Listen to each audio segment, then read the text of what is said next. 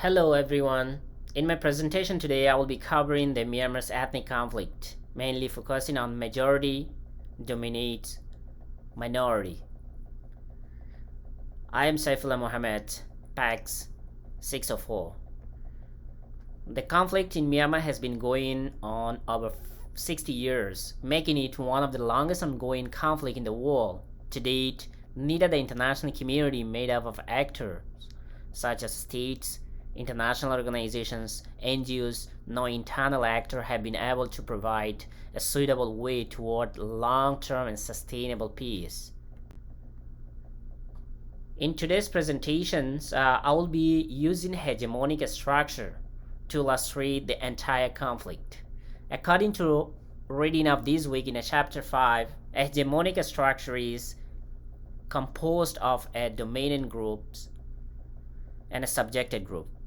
In an ongoing way, the dominant group sets the agenda, makes the rules, and run the show. Now look at the conflict. Myanmar is indeed characterized by great ethnic diversity, which has always caused governing issues. It is made up of a Burman majority, 7 main ethnic groups, and a dozen of smaller groups. The country has more than 135 ethnic minority groups with their own identity, languages, and cultures. The country receives its independence from the United Kingdom in 1948, but has been suffering from the political violence during the entire period of its independence. Ethnic minorities have different challenges, such as economic, social, educational, environmental, and political.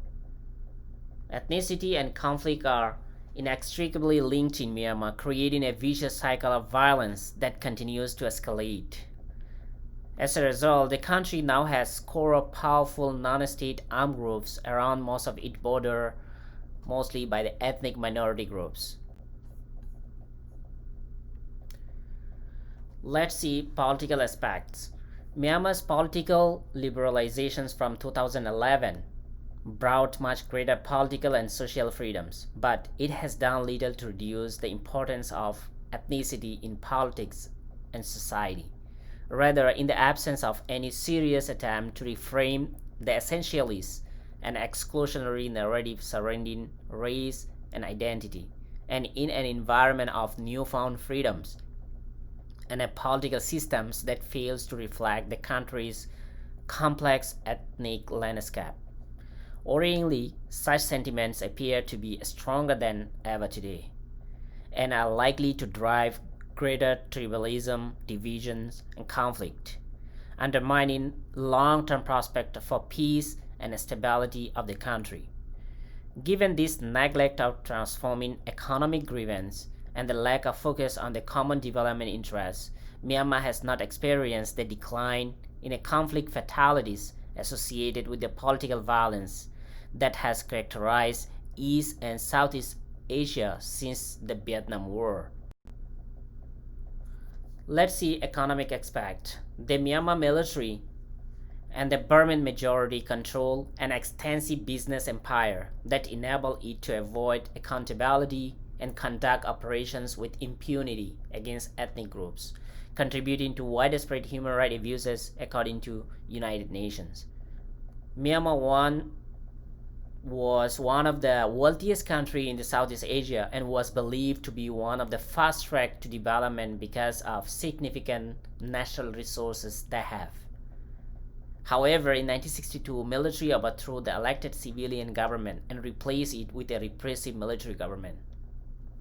The military government isolated Myanmar from the international community and formed a central planned economy under the slogan, "The Burmese Way to Socialism."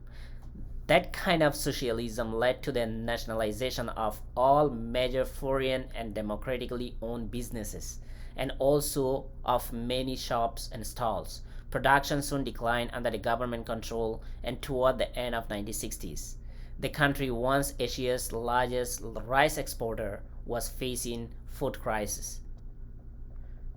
The United States has placed trade sanctions on Burma. The European Union has placed embargo on armed, non-humanitarian aid, visa ban on military regime leaders, and limited investment bans.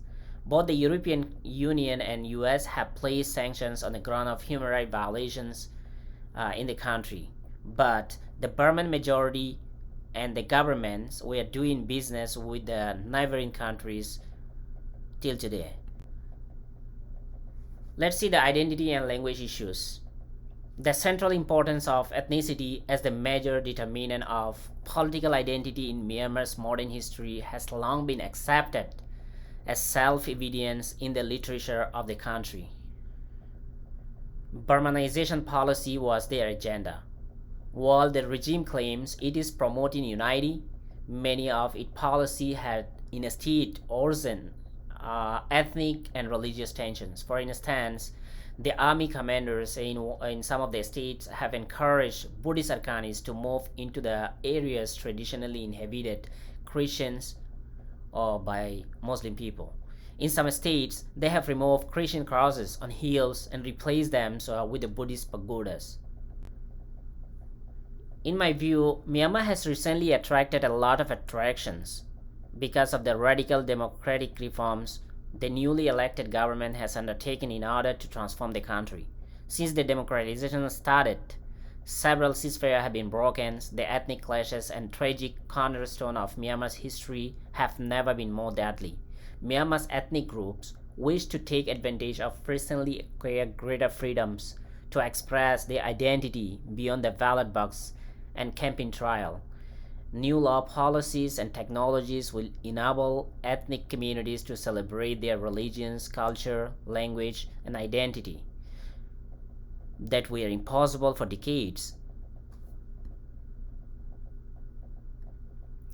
I believe all the ethnic groups are still under the domination of the Burmese majority and the government. There is a need of dialogue and cooperation among the civil society, ethnic groups, and the government.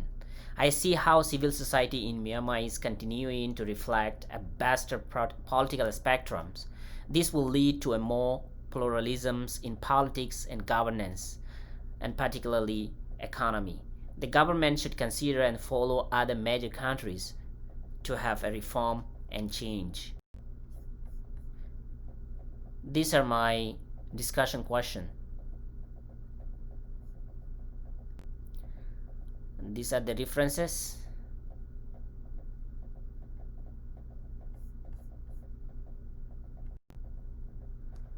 Thank you for watching. So for any questions or any query, please write me. This is my email. Thank you so much.